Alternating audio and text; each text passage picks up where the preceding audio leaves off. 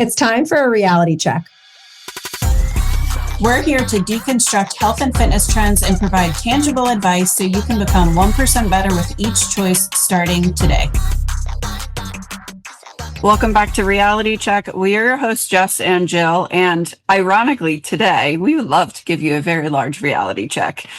This is a topic that Jess and I have been texting about recently, and I think it's so incredibly valuable. And we're actually doing a book club within our community on the book, The Big Leap. And it's a really cool concept about like your own limiting beliefs based on your life experience and generally how you were raised, right? What your parents' worldviews are. And this is just kind of some examples of advice we were given when we were younger. But the whole concept is that people often give advice based on the limitations that they've experienced or the way they perceive the world. And I watched a video recently and I shared it with Jess because I thought it was so cool, especially because her and my husband are very similar, very disgustingly similar in their people-pleasing tendencies, where they often will sacrifice their own peace, happiness, moving forward in life to please someone else, right? Or be like, or take it very personally if somebody disagrees or doesn't understand, doesn't see the reality of our, like, I don't know, if somebody makes a judgment and that judgment's inaccurate, I feel the need to justify or explain it to them. And Jill shared this with me and I thought it's wonderful. So go on. So it was, generally when we talk about like being in the 1%, right? It's being more successful, more rich, more whatever, right? Of anything. We're not just talking about financial success here, right? We're talking about anything. If you want to be the happiest person, if you want to be the healthiest person, if you want to be whatever, if you want to be the 1%, or if you want to be in the top tier of whatever that looks like, that means like 99% of people probably are going to disagree with you, or at least not understand what you're doing. Yes, they're not going to understand your moves, your actions, the way you show up, the way you behave. And it's funny, like even on my social media, which we did an episode about last week, people will comment and be like, you're so snotty, or you think this because blah, blah, blah, or this is such a stupid perspective. And I just laugh because I think it's so funny how crystal clear it is to watch people project their own limitations and their own insecurities. And actually, I didn't even think about this, Jess, and I hope she listens to this someday even. But I shared a conversation that happened very recently in my DMs where this woman replied to one of my ads and said, basically, I don't understand why you're marketing to high achieving women because my life is hard and you're leaving me out because I'm not high achieving, because I'm not successful. I'm not this. And I'm like, you're coming at me as a business owner marketing my own business to, quite frankly, whoever the fuck I want, to tell me that your life is hard and I should pity you and I should pander to you. That makes absolutely no sense. And I'm like, you're telling me your life is so busy and so hard, yet here you are after 9 p.m. on a weeknight replying to my ad, tell me how to run my business. So if you're so limited in time and energy, maybe that's something for you to reflect on, that this is how you're spending your time. And she replied and was like, holy shit, you're right. I was so triggered by the fact that I don't actually identify as high achieving and that I don't meet the criteria to be helped by your business. And I was like, I'm willing to help you. I'll chat with you on my DMs all day and give you free advice, but don't tell me how to run my life and my business. And she was like, no, you're right. I'm going to reflect on this. And I said to her, hey, respect for taking that feedback that quite frankly you didn't ask for today, but I feel like that's my role in this conversation, is to be like, hey, let me show you this problem that you didn't even. Or like, let me give you a different perspective from my perspective as a business owner. Is like, hey, I can pick a niche, and the people that I tend to work with are women who are working and moms and go all the time, and that tends to be the clients that need my support. And I didn't say you have to make this much money to work with me. I mean, I'll work with you if you're willing to make a change. That was my first response when you sent me the screenshots, because I'm like, to me, she is high achieving. She was talking about how she cares for like elderly parents or something. She does this, she does that. And I'm like, that is high achieving. She has limiting beliefs of what high achieving means because she only associated it to money. To me, I'm like, wow, what a successful person doing all these things, but she's categorizing herself as a victim. Right. So perspective, right? So I hope that that conversation does impact the way that she approaches things, but also just views life for herself. Like our brain limits us, right? Our brain is naturally inclined to wire us back to what it perceives as comfortable. And comfortable is just what's known, right? That's your safety net. So people are going to project that onto you. I grew up with a mom who would tell me, be careful, that's not really your thing, or we're middle class, so you're middle class. Like it was very much like, this is the way that life goes. You go to college, you get a job, you get married, you have a baby, and you do the best that you can. Like that was my perception of the world of like, you have to be born into wealth. You can't work hard for things.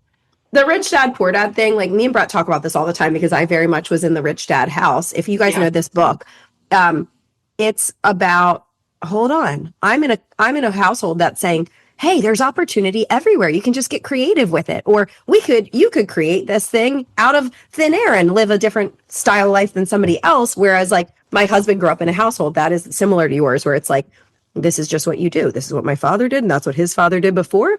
And you get in a steady 9 to 5, and you don't make waves, and then you get a retirement, and that's it. And that's when you enjoy life. Fall in line, basically. Right. So like when me and Brett moved to St. John for the first time, his parents were I remember his dad using the word like, that's just a pipe dream. What are you guys doing? And it's like, why can we not go live our lives and enjoy and then come back and do this work? Like we were working while we were there. We got into a work exchange program to be able to afford to move there the first time. But again, I think sometimes when people challenge you, it's really healthy, right? Like when Jill challenged that woman the other day, they actually ended up having a really good conversation. I think sometimes it's a matter of, is this advice or is this person who's challenging me? Is it coming from a place that's going to expand me and expand my perspective or expand my life in some way, give me new experiences? Or is it coming from a place that's going to limit me to what's comfortable, right? I think that if you can ask yourself that question, that can then decide which bucket does that advice go into, right? Because I don't want us to talk about this episode and then people think, oh yeah, all advice is bad. I don't want to hear, I'm just going to do it my way. Sometimes people who love you challenge you in a really healthy way, right? So I would say, like, is the advice coming from a place of, well, maybe my father-in-law was nervous. Uh-oh, what's going to happen to their future? Are they going to be able to find jobs when they get back, right? Like, it's coming from a place of safety and comfort and fear, perhaps, versus a place of opportunity and possibility. And, well, what if it does work out, right? I had a similar experience with my boss where I tried, this is embarrassing because I'm such a people pleaser. I tried to put in my notice at my corporate job, probably a year and a half before I actually ended up leaving. I put in my notice and he was like, well, what if this and what if that? And what, you're going to follow this other dream of what, being a personal trainer? Are you kidding me? Like, you have opportunity to have ownership in this company. You have great benefits. You have this, you have that. Every job you have, you're going to have something you don't like in it. So just because you don't love this, just because this isn't your passion, doesn't mean that it's a reason to leave. Well, it is for me. There are things right now that are tedious or that are hard about my job, but for me, because I'm passionate about it, I'm willing to do those hard things every day, or the things that aren't as fun, because I really do believe in the other part of it, right? So that pro-con list for me is worth that jump and worth that risk. And it was worth taking a significant pay cut and not having benefit. I still don't have, like, I pay for my own benefits out of pocket, right? Like, those types of things were worth the risk for me. Again, he's coming from a place almost like a parental figure, thinking he's helping me in that conversation. When really, again, I think it's from a place of fear, and that's all he knew, right? So he's trying to help me, but it ended up being like, you're actually kind of holding me back from my growth and my opportunity and something really cool I can do and an impact I can leave on the world, out of your own little security bubble. Yeah. Yeah. It's funny. My backstory is that I've been personal training since 2014 and 15. And I was so passionate about it. Like, I discovered this whole new world, this whole new level of confidence, this like, oh my God, I love this feeling so much. I want to give it to other people. Right. And my background's bodybuilding, yada, yada, not super relevant, but I really started to heavily pursue this. Mind you, I was 11 years younger. So I was like just out of college. I had my degree. I was pursuing my next level of a degree, and I had landed my first full-time job. And this was like, that was like pay the bills, and fitness was like my passion, right? And I started to pursue it more heavily and more intentionally. And I specifically remember exactly where I was, what the walls fucking looked like in my parents' old kitchen when my mom told me. I remember literally her nose turning up and kind of like snarling at it and being like, be careful with that. That's not really your thing. You can't really make that a career. When I'm telling her with all of this excitement to my mom, okay, who she is as a person is a whole other conversation. But I got to tell you, that stuck with me because I ended up pulling back from it. I would have people inquire, are you taking clients? And I'd be like, no, I'm like, I'm not really doing that anymore. And I stopped for a little bit and I pursued my career very heavily. Shocker. Years later, I advanced in my career. I took the exact trajectory I said I was going to take and wanted to take and got into device sales. And I was in a situation where my back was against the wall and I had to make a decision. And COVID happened. I was able to pursue fitness again, and it just from a passionate place. And it took off quicker, right? We didn't know the online industry was going to go the way that it did at that time. And my boss was like, are you coming back or not? And I was like, no, I think I have to go for this. Now, my direct peer that I worked with all day, every day was like, come on, dude, you're never going to make this kind of money in that industry. Like, this is your golden ticket, right? And I was like, I don't really care. Like, this isn't the life I want to live. I never see my family. All I do is travel. Like, I want to be home. I can figure this out. And then my boss's boss had one more final call with me, like last ditch effort, right? And he's like, all right, I know you want to stay home more. I have this remote job opportunity that we're going to create. That's the same thing that caught me. They were like, okay, if you're not into this type of sales, we're going to switch you to a different division. You can work. I worked remote for not very long because then the hurricanes hit, but I worked remote in St. John when we moved back because I was like, this is my out. Brett got this job offer back in St. John. We're going to move. I'm going to quit finally. I'll do this other thing. I had already gotten certified as a trainer a year before because I was like, I'll do it on the side. And then when we move, it's I'll on. Figure it out. Yeah. And they were like, well, we want to keep you. And I'm like, well, gosh, it's an honor that they want to keep me on to the point that they'll bend over backwards and make it remote. Okay. Continue with your story. Yeah, but so he's like, all right, we're going to make this new remote position for you. He talked it all up, all hype. And I'm like on the edge of my seat, like, holy shit, they really want me. Right. And he's like, presents it to me. And the income is half of what I was making in my other job. And I was like, are you out of your mind? I just told you that I see myself as a bigger asset than what I was in.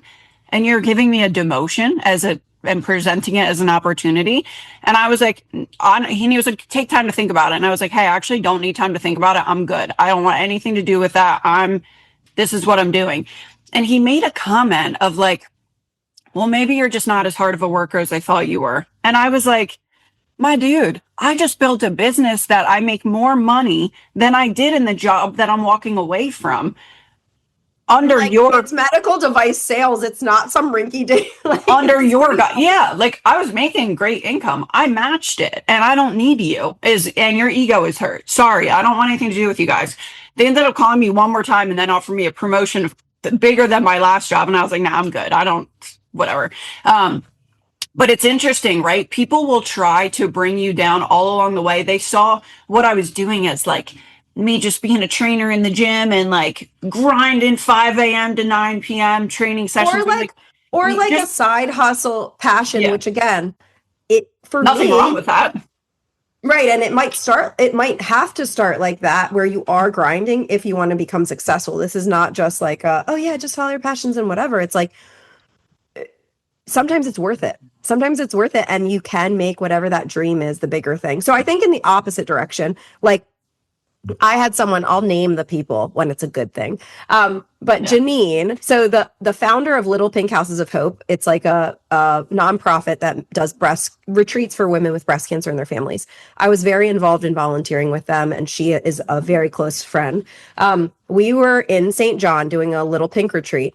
And while we're there, I'm talking to her about this. And this was years before I left my job. But I was talking to her about, like, I don't know, my passion is in helping people. Like, I kept coming back to the health and fitness. Like, that's what I went to school for all along. My whole life, I thought I would help people somehow with health or weight loss or psychology of it, right?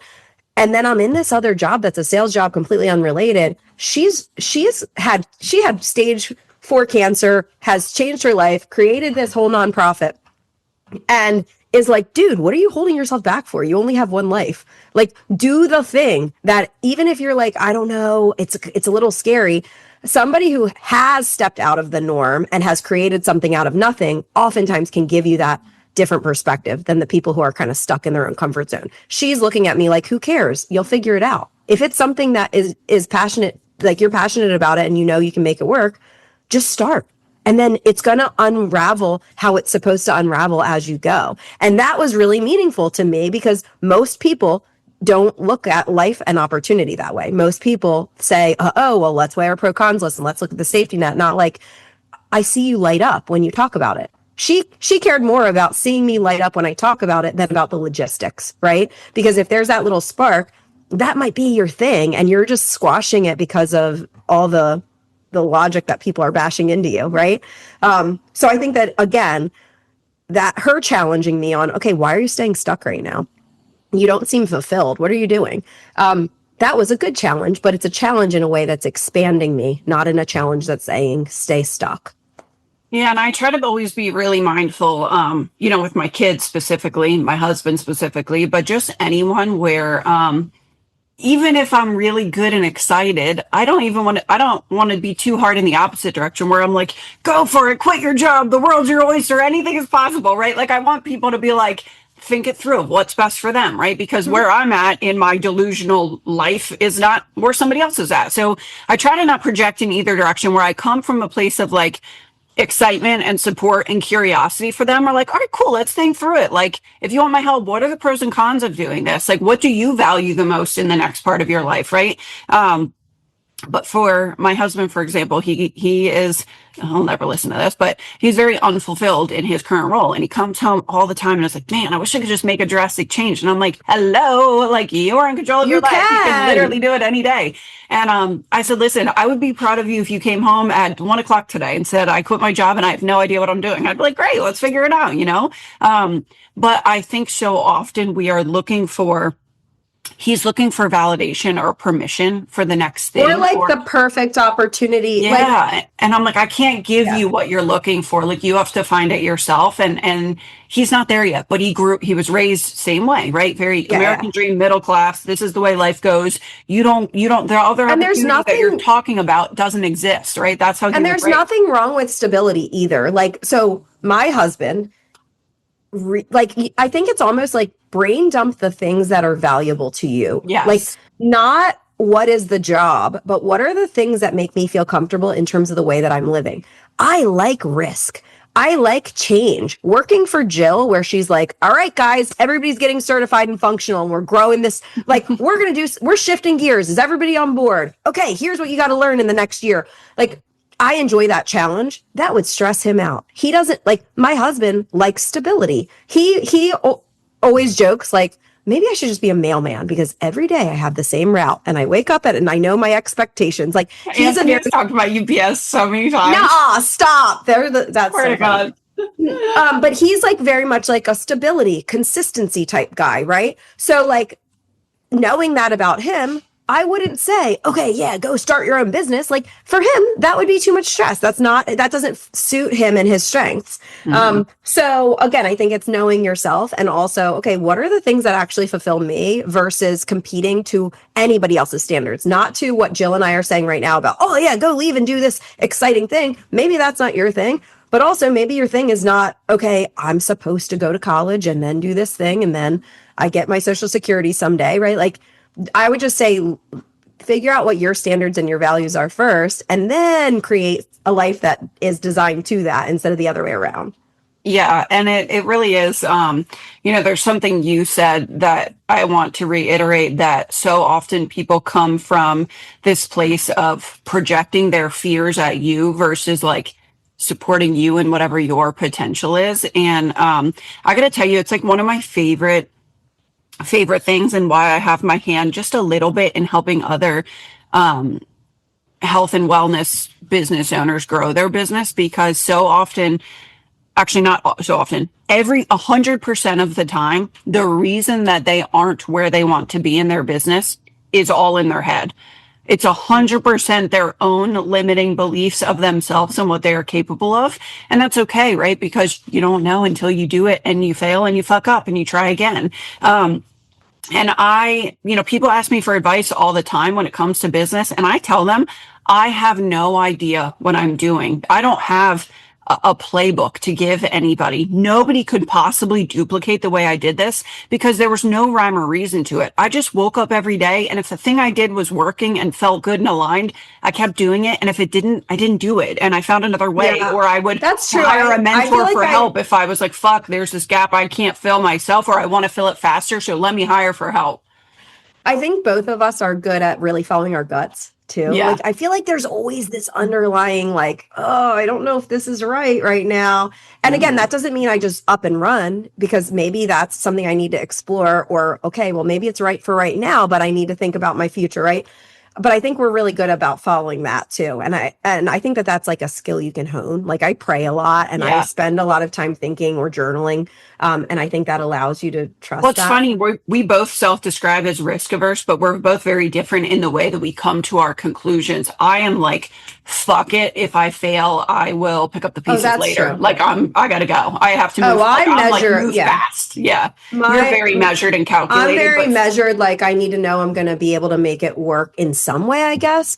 But both of us, I think, know that feeling internally of when something is the right direction or something's off. And I feel that relationships, I feel that work stuff, like, so I don't know. I think like, and it's funny, we partner so well for that, because you're like, well, what about this? Well, what about this? And there are times where like, oh, you're right. That's I didn't think about that. Or there are times where I'm like, Jess, we got to just fucking go. Like I feel it. I know it from my gut. Yeah. Yeah. True. It is funny. I think another area that this is really common in is parenting. So like, one, I guess I'm saying something else now, but one, I think I need to remember that, like, we need to remember that with our own parenting, so that we're not putting our own limiting beliefs onto our children, right? I need to let them flourish in whatever their best thing is, because they're different than us, right?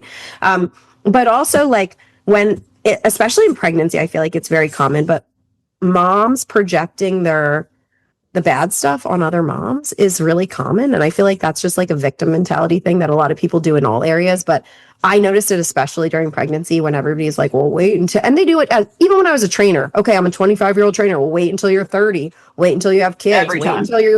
And right now they tell us, oh, well, wait until you're menopausal. Okay, well, we have tons of menopausal women clients who do very well.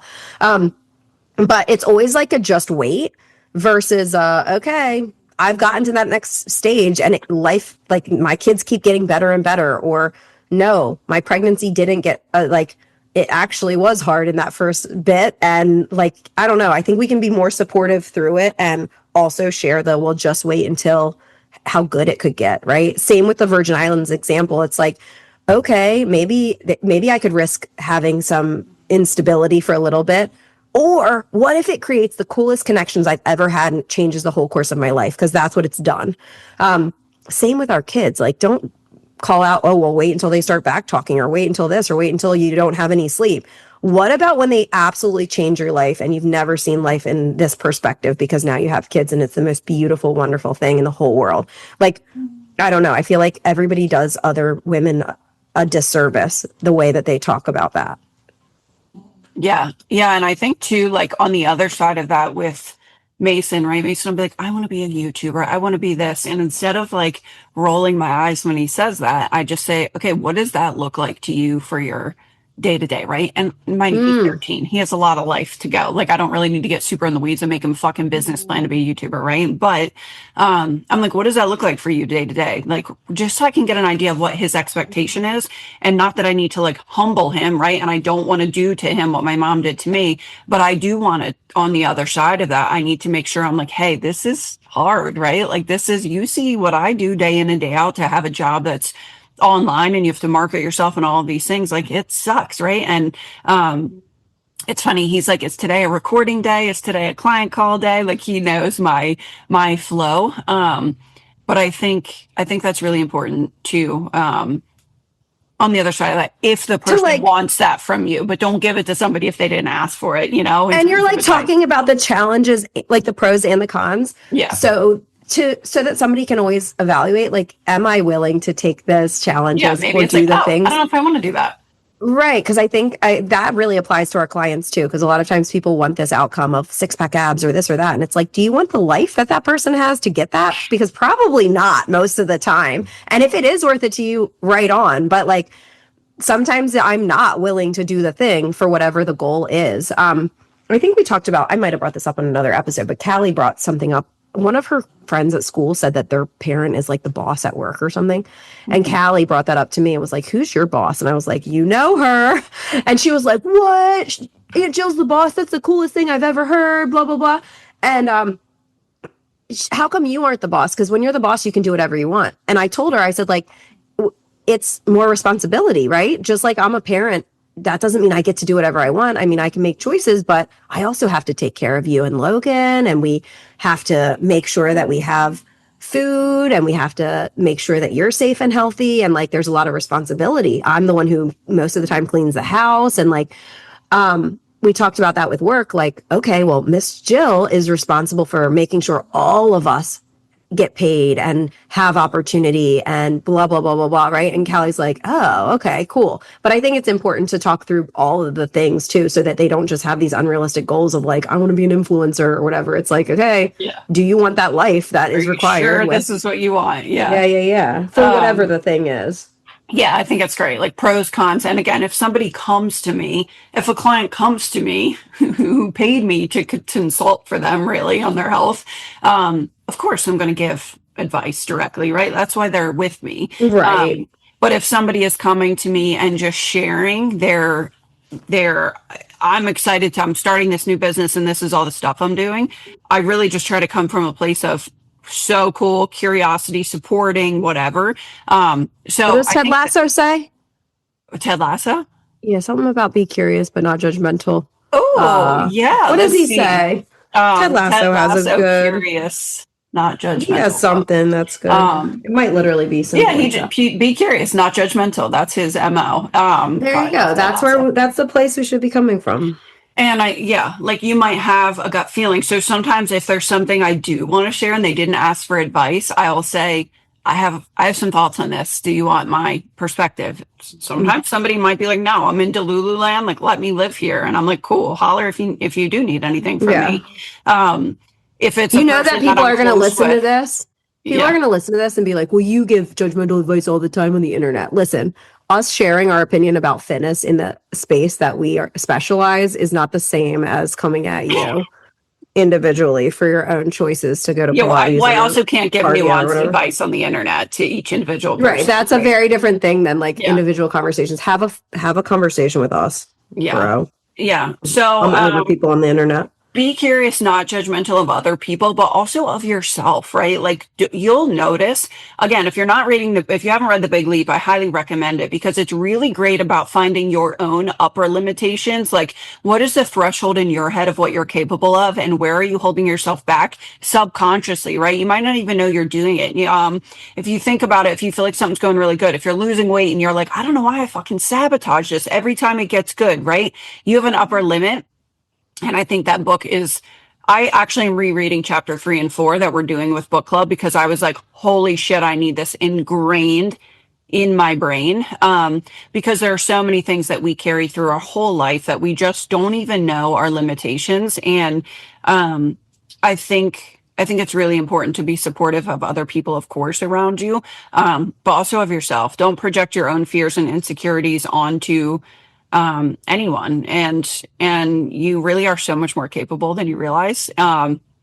So that's our unrequested advice for you today. Our about unhinged advice, episode ironically. of just, yeah, I feel like this is just all over the place rogue, but yeah, that's it. I mean, I Like think it's a good lesson. And remember, if you want to be in the 1% or do what the 1% does and have what the 1% has, most of the time, that means 99% of people won't support or understand what it is that you're doing. That doesn't mean you're wrong. Like, don't let people and a break lot you of down to a times, different level. and a lot of times they'll see the success after and be like, "Oh my gosh, how do you get How'd you that?" do it?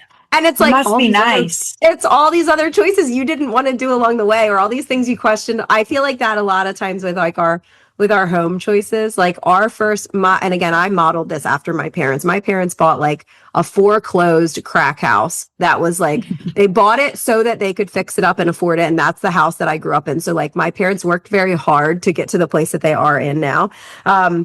And then they were able to afford this house that they're in now in this nice area because they put in this work and grinded and did a lot of uncomfortable stuff when their peers are like, okay, let's do the middle class mortgage piece that we're supposed to do, right?